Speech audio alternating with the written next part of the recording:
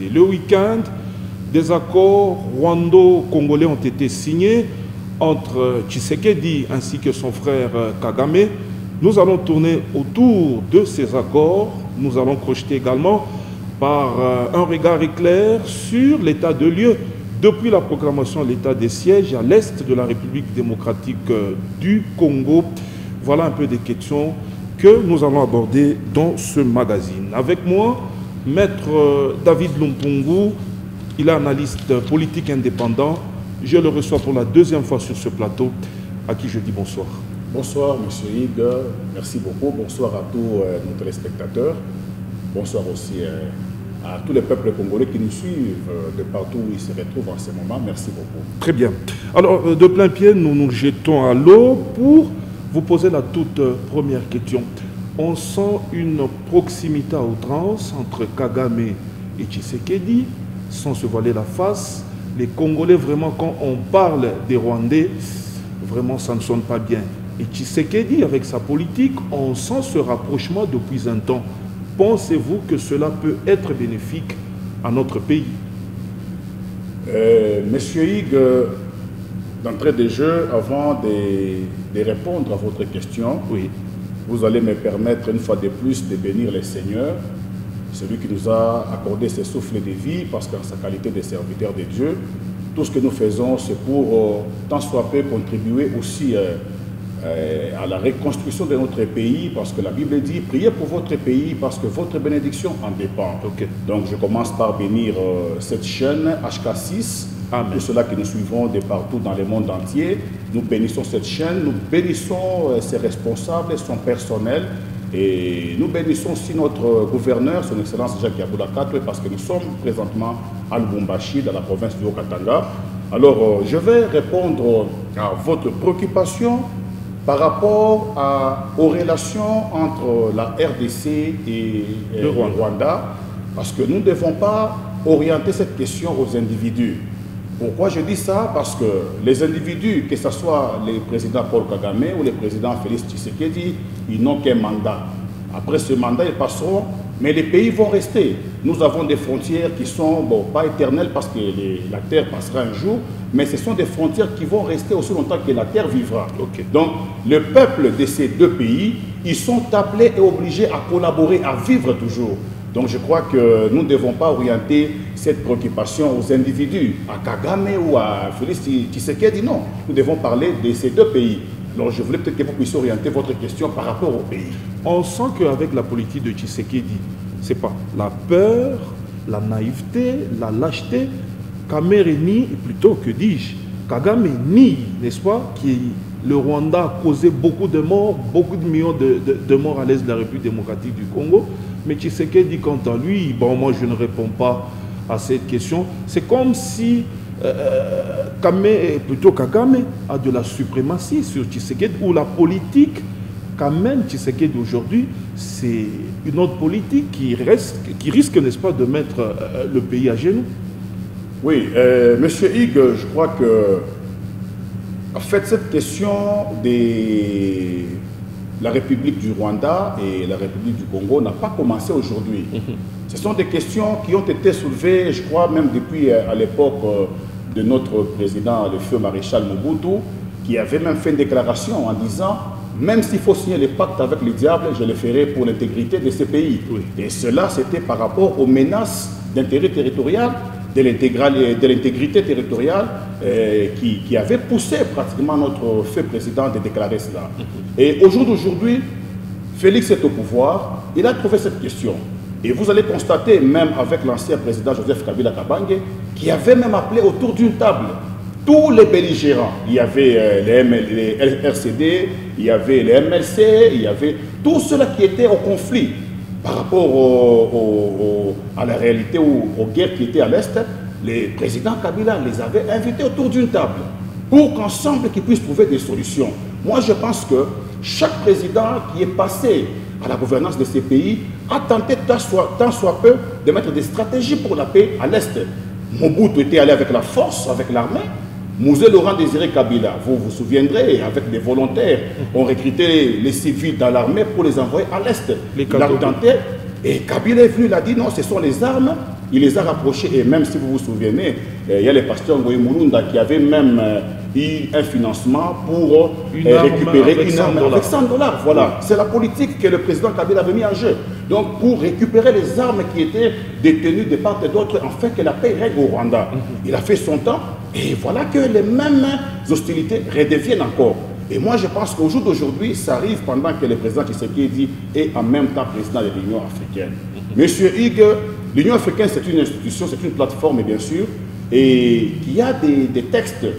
Vous allez constater que dans la charte de l'Union africaine, qui chapeaute actuellement le président Félix Tshisekedi, les met dans une position où il ne peut pas agir comme Mobutu, encore moins comme Mouzé avec la force. Parce que dans cette charte-là de l'Union africaine, on prône pour les coopératives, on prône pour les concertations, pour les pourparlers. On ne doit pas aller à la force. Et si au jour d'aujourd'hui, le président Tshisekedi doit brandir la force, ça sera pour quel but? Parce que toutes les forces qui sont intervenues n'ont pas su pacifier la RDC. Alors, le problème, ne trouvez-vous pas que c'est entre nous Congolais, ici? Est-ce que le problème n'est-il pas congolais? Parce que Tshisekedi lui-même a parlé qu'il y a des fictifs. On a parlé de 21 000 soldats à l'Est, pendant qu'il y a, c'est pas 11 000 ou moins de 11 000.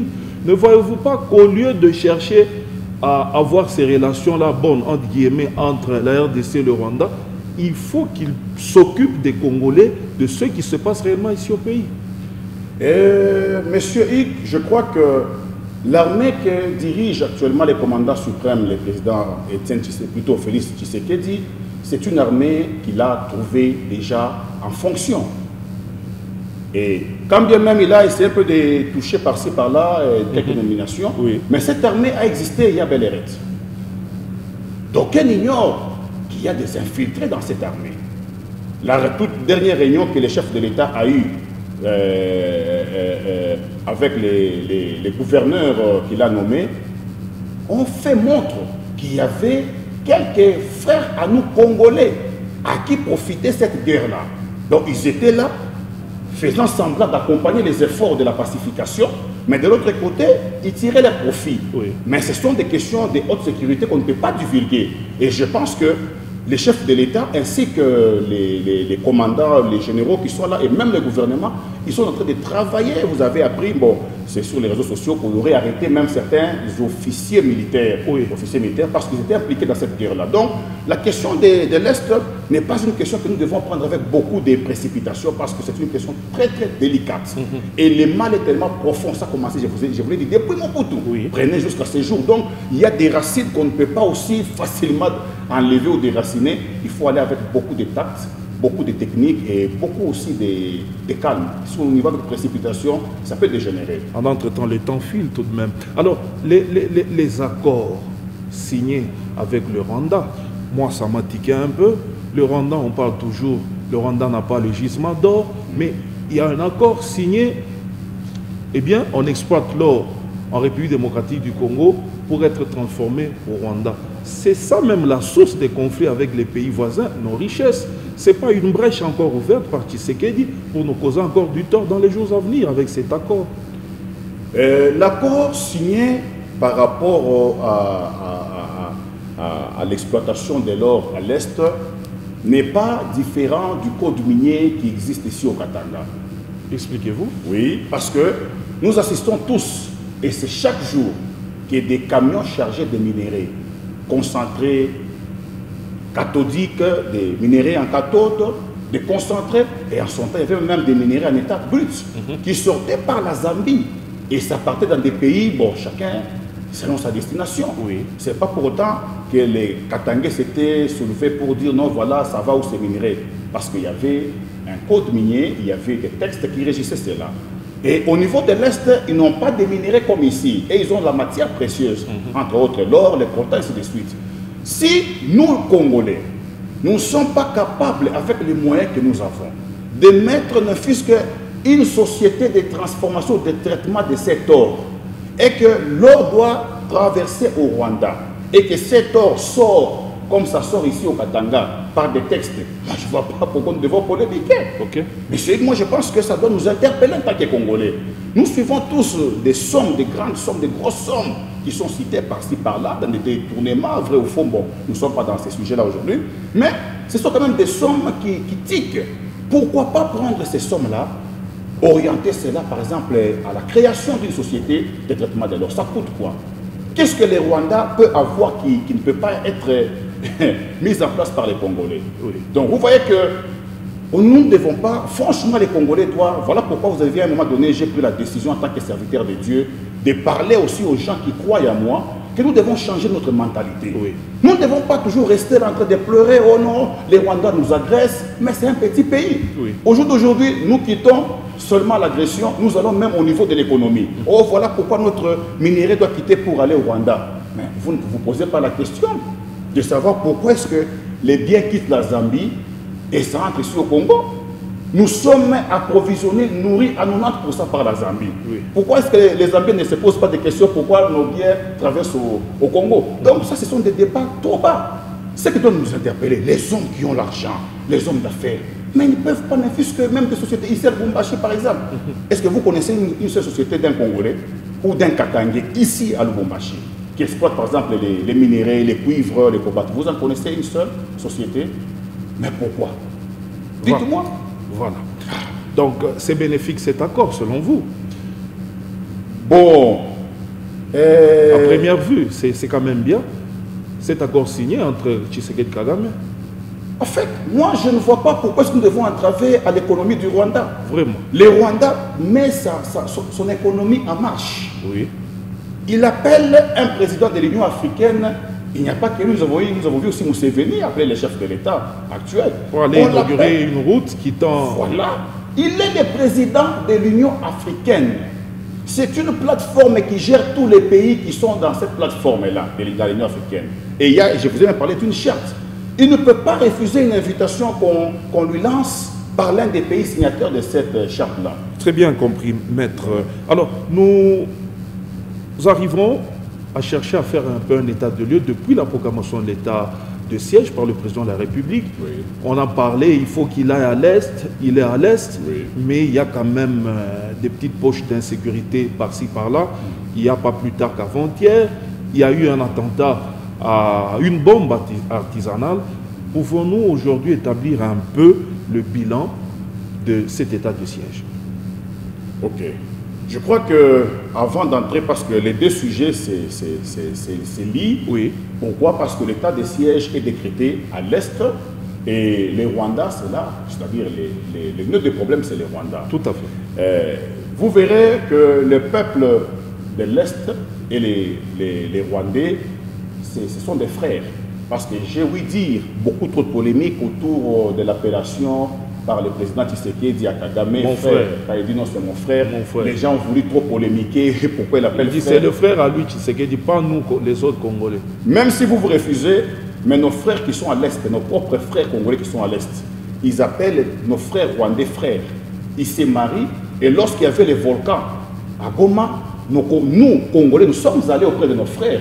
Voilà d'où nous vient les Banyamuleng et une autre infiltration pour nous poser des problèmes. Donc, vous verrez que, monsieur Yik, nous, Congolais, ça doit nous interpeller. Il faudra que ce que les Rwandais font, que ça nous interpelle. Oui. Par rapport à l'état de siège, vous allez constater qu'il y a des avancées très, très significatives. Mais lesquelles, malheureusement, n'est pas applaudi par une couche de la population. Tout ce qu'on sait brandir, c'est lorsqu'il y a peut-être quelques actes de sabotage. Mais l'état de siège, si nous devons établir son état des lieux, je crois qu'on peut même donner à cet état de siège 70% d'avancée par rapport à l'état bien avant l'état de siège. Si vous demandez à nos frères qui sont à l'Est, là, ils peuvent quand même dormir. Mais n'empêche qu'il y a quelques actes isolés, bon, par-ci, par-là, de sabotage. Oui, ça c'est vrai. Entre autres, la bombe qui est intervenue, qui a éclaté. Je pense que c'était en rapport avec cela. Mais l'état de siège, en tout cas, le bilan est très positif. Alors, est-ce une solution durable? Resterons-nous toujours dans cet état de siège? Parce que le Sénat va encore proroger aujourd'hui, n'est-ce pas, de 15 jours. ça restera comme ça comme mode de vie, ou bien il faut des solutions durables et effectives?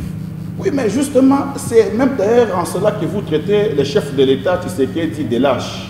Ok. Alors, oui, vous le traitez des lâches. Pourquoi? Parce qu'il voit plus loin cette situation, comment surmonter l'état de siège pour arriver à créer une paix durable à l'est de la République. Et en cela, il approche son homologue chef de l'État rwandais, Paul Kagame, pour qu'ensemble ils puissent mettre des mécanismes de pacification durables. Même au jour où on va retirer l'armée à l'est, les gouverneurs militaires, et ainsi de suite, et que les civils resteront, mais qui est la paix qui va rester? Voyez, donc moi je pense que la prolongation de l'état de siège, ce n'est pas une solution durable. Mais ce qui est durable, ce sont les accords ou les pourparlers, les échanges qu'il y a entre les présidents de la RDC et son homologue du Rwanda. Maître, en tout cas, merci beaucoup d'avoir répondu à nos questions. C'était la toute dernière question. Nous aurons vous recevoir pour parler encore d'autres sujets. Merci n'est-ce pas, également à vous, très chers téléspectateurs, de nous avoir suivis. Je recevais Maître David Lumpungu, avocat près la Cour d'appel du Haut-Katanga, analyste politique indépendant. Il aime bien qu'on ajoute encore serviteur de Dieu, docteur de la parole. À demain. Au revoir.